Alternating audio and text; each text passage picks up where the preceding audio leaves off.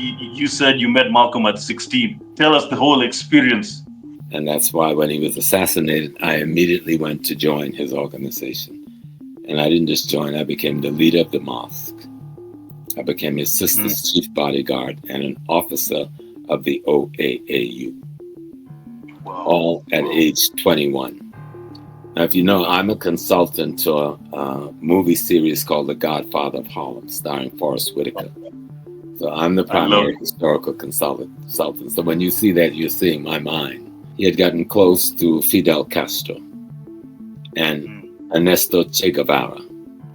And had he not been killed, 2 weeks later, he would have been in Bandung at a conference called by Ahmed Ben Bella, who had been chaired by Ahmed Ben Bella, who was then the president of Algiers. And Malcolm and Che Guevara was going to be the keynote speaker. No, that couldn't happen. And so they killed Malcolm X when they did. But when we come to our beautiful king, Malcolm X, he's one of our great spiritual leaders, one of our great intellectual leaders, certainly one of our great African kings. We don't need to have an army make us a king. You're a king because you live an ethical, moral, principled life that is aligned with what our ancestors say should be the quality and attributes of a leader. And certainly Malcolm's ethical life, moral life, created for him the quality and attributes that we would want every leader in the African world to have. He died without any money. He was impoverished. He had no money. He didn't even have a home of his own, his wife and children. He gave everything to the race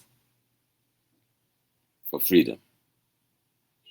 And his beautiful queen, Dr. Betty Shabazz, who I also knew very, very well, and we did a lot of teachings together, was an African, like the African woman, not at his back, but at his side. And one of his greatest advisors. So we can't just talk about Malcolm X and not talking about Dr. Betty Shabazz, his wife. Because she, like my wife, I wouldn't have been able to do anything that I've done without my wife. I married her when she was 18 years old. We've been together 54 years. She's from the Caribbean, from Aruba. Her mother's from Trinidad, her dad's from St. Martin. And so we met in college. But that, and we have 4 kids, and I had 2 children before, so we had 6 kids. And she managed to raise the 6 kids and go to medical school. And I played mommy and daddy while she was in med school, because, you know, that takes a long time. And I, too, was going to the university. So I took all my kids to class with me. And whenever I got a job, I always made sure I made a space to bring my children to work with me. And when I worked selling as a vendor on the street side, so like you said, the roadside, selling T-shirts and tapes, my children was there selling with me. And I learned that spirit from Malcolm X. Malcolm X says, by any means necessary, accomplish what you must accomplish in order to carry on the freedom fight for our people. Any means necessary. I'm not ashamed of any of the things I had to do to feed my children, to house my family, to take care of my life, my wife. I did what I had to do, you know, and all at the same time stayed involved in the political struggle. I'm an imam during a period of that time. I'm a political leader of the O.A.A.U during a period of that time. I'm working with the Black Panther Party during a period of that time. I'm demonstrating. When I went to demonstrate, my children was marching right in the same street with me with a baby strapped to my back, right? So because we believe in freedom or death, like Dessalines, the great emperor of Haiti, taught us that it was, he said, liberty or death. We changed the word liberty to freedom or death, you know. And so we believe in our great leaders. We need to study the great Haitian Revolution. You need to study the great resistance in Grenada, the country in which Malcolm X's mother was born. And Malcolm X's mother, who moved from Grenada to Canada to Toronto, became a member of Marcus Garvey UNIA. and Malcolm X's father and his mother met at a UNIA convention in Toronto. And she was an active member of the organization. She wasn't just the father's wife. She was the secretary of that unit. You understand? And she wrote in the newsletters, a very active political lady. So Malcolm's father was politically active. His mother was politically active. His grandparents was politically active. The Ku Klux Klan, the white people, terrorist organization in America, murdered his great-grandmother. And his great-grandfather was in a tree watching it all happen because he couldn't rescue his wife. But he went and killed them all one by one. Killed all of them. Wow. He loved his African wife.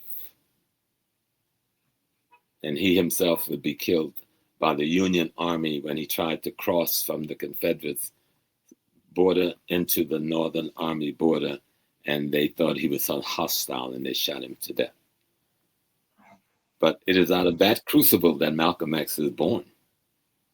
But his father having been assassinated by the Black Knights of the Ku Klux Klan in the Midwest and thrown on a railroad track to be run over by the train. So Malcolm X is born out of that terrorism against his family. It isn't just like, oh, he got arrested and went to jail and then Elijah Muhammad came with Islam and liberated him. No, that's only a small part of what makes him who he is.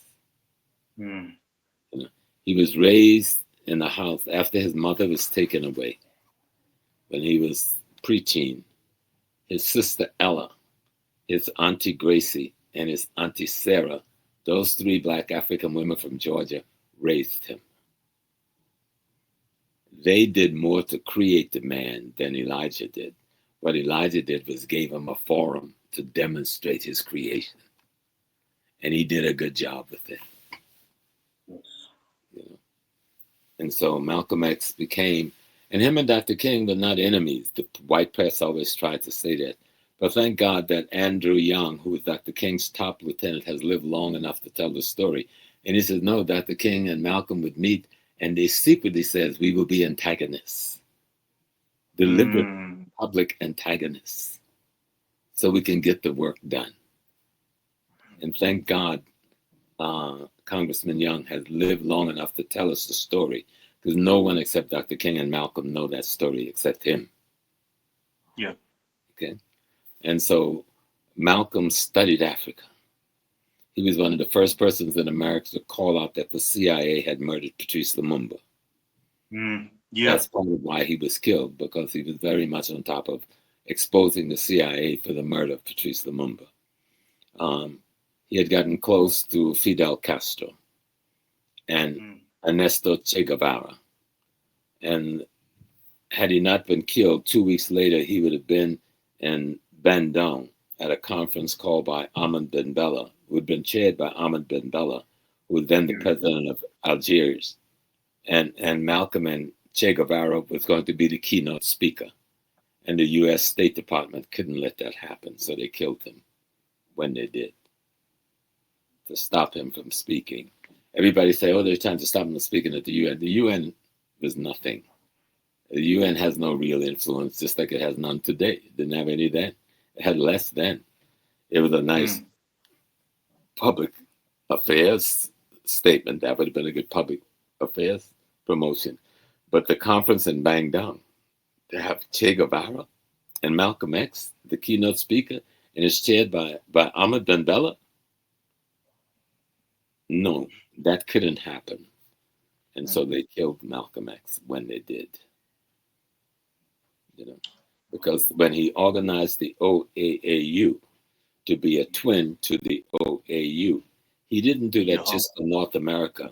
That was for the entire Western Hemisphere where African people live. All of the Caribbean was covered by that. That was the biggest diasporan organization in the world. They couldn't let him build that. They could not let him build that while they were trying to take over all of Central America, American imperialism at that time. He would have threatened their abilities in Honduras and Nicaragua and Guatemala and Cuba and Puerto Rico, so they had to stop him. but he had a vision, and Malcolm was a fanatic reader. The man read everything about history, and he read everything he could about economics and politics. That's why I get the concept through Dr. Leonard Jeffries, my teacher, who he got from Malcolm about economic politics and culture. You must master economic politics and culture where you live. And Malcolm says this in his speech. Somebody asked him one day, he said, Brother Minister Malcolm, what is it that you mean when you say black nationalism? He said, black nationalism means you must take control of the economics, the politics, and the culture where you live. If you do not take control of the economic, politics, and culture where you live, you're a slave. You're a colonial subject, no matter where you are. He studied Africa. He studied culture. He was a Muslim, and he was taught Islam by the Honorable Elijah Muhammad and the Nation of Islam. But he studied everything else he could about Islam. And he didn't just go to the middle, to Mecca, and then converted and thought white people were good people. That's white people's stupidity. Malcolm went to the Middle East the first time in 1957. 57. He went to Turkey. He went to Egypt. He went to Jordan. He went to Nigeria. And he went to Saudi Arabia because the Honorable Elijah Muhammad secretly made his pilgrimage. Yes, but he would not come back and teach Sunni Islam because he said that our people, he was moving our people from under one European religious dominance, and he was not going to put them under another. You understand? These are when I went to Mecca, the first person they asked me about was Hajj Muhammad.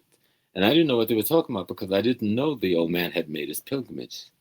I'm in the Rabat Alim al-Islamim, and the world know what I'm talking about, the Rabatal. And the sheikhs of the Rabatal informed me of this because I'm coming with a letter in the hand saying I'm a disciple of Hajj Malik al-Shabazz. And they informed me that Hajj Malik al-Shabazz, the man you call Malcolm X, is in the Rabatal called Holy Malik. He was raised to being a saint in Islam. And yet most of the world don't know this. Holy Malik, that Malcolm X man, is considered in the world of the Rabatal as Holy Malik, meaning the best example of a Muslim to follow. Wow. Wow. So Prof, regarding his so you said you met Malcolm at 16. How was he? Like, just tell us the whole experience. It's all, even today, all these many years later, it's still kind of mystical. And I only remember a few things he said, but the one thing that he was very clear about, because I was talking about leaving school and joining him and, fighting for freedom. And he says, stop. He said, education is going to be one of the main tools that will liberate our people. Stay in school, go to college, learn the skills, bring it back to the people. He told me that. That was my impetus for wanting to go to college. I was the first in my family to go to college. Okay. And he was the impetus for that. And that's why when he was assassinated, I immediately went to join his organization. And I didn't just join, I became the leader of the mosque. I became his sister's chief bodyguard and an officer of the O.A.A.U. All at age 21. That's a long way from 80 now. When I think of it. Wow, it's about 59 years ago. Yeah. Wow. And regarding his assassination, he died, and then 3 days later they killed Pio Gamapinto here in Kenya. But I saw an interview where you said that there were other Malcolm X connections worldwide who also died around the same time. Could you Could you elaborate on that? Mr. Cummings, who was Pinta's friend, who was the ambassador from Guyana, died 2 weeks later. They said he fell out of a hotel window in New York. And there was a couple of others who died as well, who was a part of that network, which really it was Pinta who was the leader, not Malcolm. Malcolm was his associate, but it was the Kenyan they were afraid of because he was rooted in a solid Marxist foundation, as well as the Pan-African concept that they did not want to spread across the continent of Africa. And Malcolm was being called, he's in Ghana, he's in Guinea, he's in Nigeria, he's in Egypt, and everybody's listening to him. They said, we don't need this man running around Africa, talking about how criminal America is. So Malcolm was assassinated just like your brother, your father, by the American CIA. They used black hands to do it, of course, but it was the American CIA. The orders was given by J. Edgar Hoover, who was the head of the FBI. All of these documents are available now to study, and Netflix put out a good document on who killed Malcolm X. Now, if you know, I'm a consultant to a movie series called The Godfather of Harlem, starring Forrest Whitaker. So I'm the primary historical consultant. So when you see that, you're seeing my mind. You know, I create this blackness. But Forrest is my friend, so I always had somebody strong backing me up. And in that movie, you see that we showed that the CIA and the FBI was involved in the plotting and planning of Malcolm's death. And in The Godfather, we have the CIA killed the FBI, and then we killed the CIA. So a lot of people was unhappy with that particular episode, let me tell you. But any way we can get the truth out, we've tried to get that truth out to the people and to the world. And as much as I brought the history to the movie, Forrest Whitaker was such a support and a friend. You know, my birthday was last month, and he sent a big bouquet of African flowers. And so he just, and most people don't know, Forrest Whitaker, do you know, he runs a refugee camp in Southern Sudan. He runs another one in Uganda and one in Colombia, South America. That Forrest Whitaker connector, you know, in Sudan, Uganda, and South Africa, he runs a school, an entrepreneurial training facility for African youth, men and women. And he does a big fundraiser in New York once a year to finance those ventures. So I've worked with Forrest. I've been with him before Congress and the Black Caucus to raise money for his foundation. He's an extraordinary African man and a lover of Malcolm's teachings and Malcolm's direction. Malcolm was simply a man who realized he was an African. He was taught by the experience of his mother and father and his aunties and his big sister to be a revolutionary activist that fought for the freedom of his people. And he excelled at it. Now, he had, 5 other brothers? They were all in the movement, the whole family. It wasn't just him. His brother Wilfred, his eldest brother Wilfred was a minister in the Nation of Islam. His brother Filbert was a minister over 2 temples in the Nation of Islam. His brother Reginald was a minister in the Nation of Islam. You understand? So he came out of a family of revolutionaries. He was the one that rose highest in the world spectrum. But all of his family was involved in the movement. Like my family, all of us was all involved in the movement. I got no criticism. My family never told me, you're trying to be too African. Oh no, all they said is that you better not touch my child. I remember once there was a death threat on my life and I didn't have the money to buy a weapon. And I tried to buy the weapon, but some people stole my money, the underground people. And so my mother got on a Greyhound bus without telling me, traveled for 13 hours to South Carolina, bought me a Smith & Wesson 32 long, shipped it back in a shoebox to the white woman who she worked for in the suburbs, came back home, and when I got her shoebox and came to my room and said, now you get out of my house. He said, none of my children hides from anybody. If they kill you, I will bury you, but you have 2 of them laying beside you when I come to get your body. And she gave me my gun with $3. I still have it, $3 of bullets. That's a mother. Wow. That's a mother, right? Yeah. That's my Yeah. revolutionary Wow. mother, the queen. You know, she sits Uh, on uh, my ancestor shrine right behind me. All of my ancestors are right there every day. uh-huh. And her birthday was Wow. day before yesterday. You know, she's almost 100 now. You know, Wow. she's an ancestor now, but in the Yeah. ancestor way. But that's how I am, who I am. I come out of an African village raised by African people. I come out of an African community in South Carolina. My mother's mother was the first to be born in America. My mother's father's family came out of the Maroon community. We call it the Freewood in America. You know, in Jamaica, they call it the Maroons. But we had, Mm. in North America, people don't know, we had some of the largest Maroon communities in the Western Hemisphere in the North America, you know. And so my family come out of that Maroon community, part of them. And so that's why Wow. I'm their product. You know, I'm their product. I've I'm their read. child.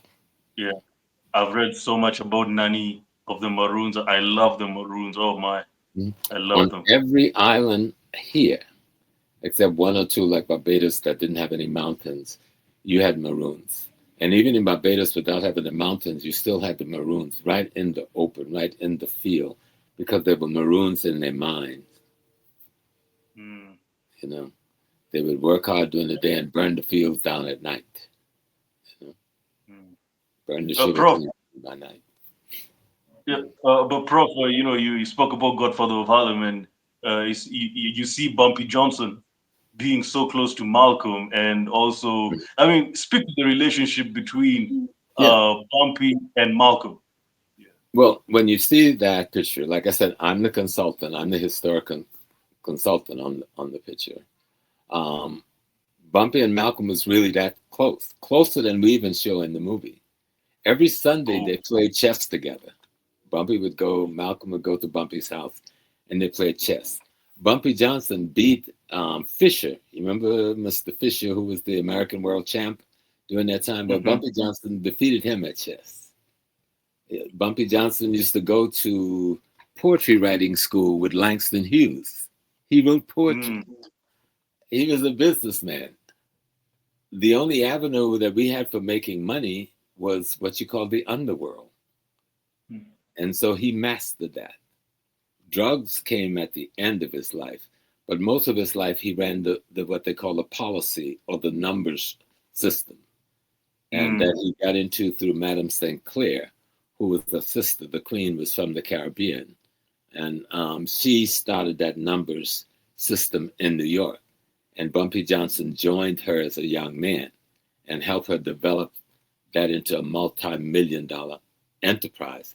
And when the whites saw the money that we were making off of this numbers system, what they call the policy system, they came with the mafia to take it over. Well, the story is about how Bumpy Johnson fights back the mafia Mm. and says Harlem belonged to the black people.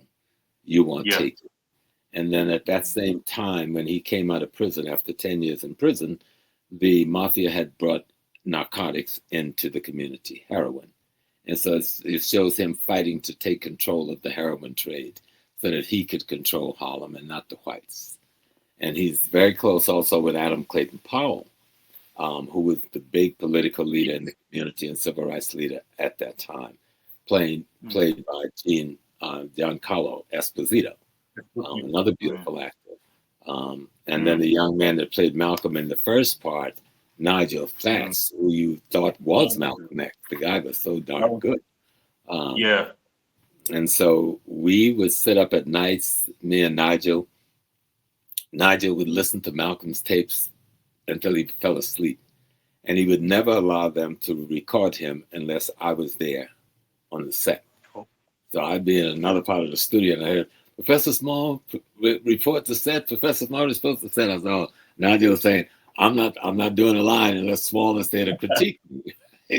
and so we had fun making the piece, you know. And I insisted that Elijah Muhammad was put into the film and put it in a very positive way. Because usually when they show Elijah as always very negative and demeaning. Yeah. But despite the conflict between him and Malcolm, he still was one of our great spiritual fathers, and he should be treated like a great spiritual father, you know. And the Godfather of Harlem is quite a document when Oh you look yeah. at the story.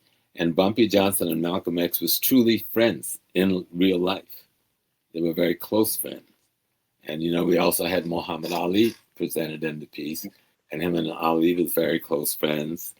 Bumpy Johnson used to date Lena Horne at one point, so we had someone playing Sister Lena Horne in the place.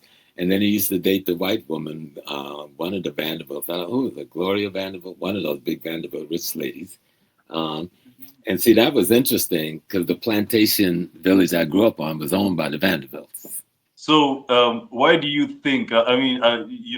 So the relationship between Bumpy and Malcolm is very interesting because he also provides security for him. Why did he care about Malcolm so much to a point where he was even providing security for Malcolm? He Mhm. was, like, why, why, They why were was it so friends. close? And Bumpy Johnson came from a town where most of my family's from South Carolina, from Charleston. I grew up in Georgetown, which is 60 miles north of Charleston, right on the ocean. And that's a cluster, a large, heavy African cluster of people. We call ourselves the Gullah Geechee people. And we are a Mhm. very thick, dense population. So he comes out of that culture. His brother, his older brother, had killed a white man years earlier and escaped before they could capture him and kill him to New York. So when Bumpy got to be 10, the family knew the whites were going to come for him in vengeance for his brother. So they sent him to New York. And when he came there, he found that the same racism that he knew in the South still existed there. So the very young man, he's fighting against racism. And he went to the same college I would go to, City College, but they would not let him get a decent education. And they told him he had to come to school only at night. And he could learn to be a carpenter, but he couldn't be the lawyer that he wanted to be. So he dropped out of Mm. school and he became a shoe shine boy. And that's how he met the numbers runners. The guys who would run the numbers would always come to get the shoe shine. And they taught him how to do this. And he had a good memory for mathematics, so he could remember numbers like this. And so he just moved up the ranks. And he met Madame Sinclair. And Madame Sinclair, this is Bumpy I'm talking about, takes him on Mm. as one of her chief lieutenants. And of course, when Madame Sinclair had to leave the country for threats on her life from the mafia, then Bumpy took over the whole thing. But him and Malcolm were friends when Malcolm was a young man. And when you read Malcolm's autobiography and he comes to New York, there's a man he gets in a conflict with named West Indian Archie who wants to kill Mm. him. Well, it's Bumpy that helps him to escape. They were both teenagers at the time. Okay. And they would see themselves all these years later as grown men. Now Bumpy is the head of the mob, and he's the head of the Nation of Islam's temple in New York. And they read the relationship, the friendship is renewed, you know, and they were brothers because they both wanted to see black people control the black community. And at that time, Harlem was one of the biggest black community in the country, I think outside of Mississippi. And it was one of the most advanced black communities in the country. And everybody was vying to control it. And so Mr. Johnson, Bumpy Johnson, is trying to control it. So Malcolm is trying to help him do it. So this is the basis of that friendship. That Malcolm wants him to give up being a gangster and become a Muslim, but Bumpy said, I ain't doing that. So they figured a Mm. compromise on how they're going to work together. You know, Wow. Wow. it's Wow. it's an interesting story, and you know, it's one of the most watched films around the world. Yet we've not got Mm. any awards because it's too black for them. We That's got, why. That's we why. got That's why yeah. when I was, that's why, Prof, when I was watching the show, I was like, how is this? Because this is too black. I didn't know you're one of the people behind it. So now it makes sense. It makes sense now. Yeah, yeah. And Forrest Whitaker was just such a strong brother, and even the Italian, one of the Italian writers, the chief writer, the showrunner, Chris Brancato, Chris really gave us the freedom to tell a black story, you know. And the sister who played Bumpy Johnson's wife, she's Ethiopian, Elfanish. Yes, She plays Ilfinish. Margaret, yeah. And she's just such a fantastic actress, besides being a beautiful African woman. She is a heck of an actress. Um, and the whole cast, I never saw a conflict on the set between anybody in that cast. We became a black family, an African family. We looked out for each other. I was the elder, so everybody came to me because I was Godfather. I was Prof, you know.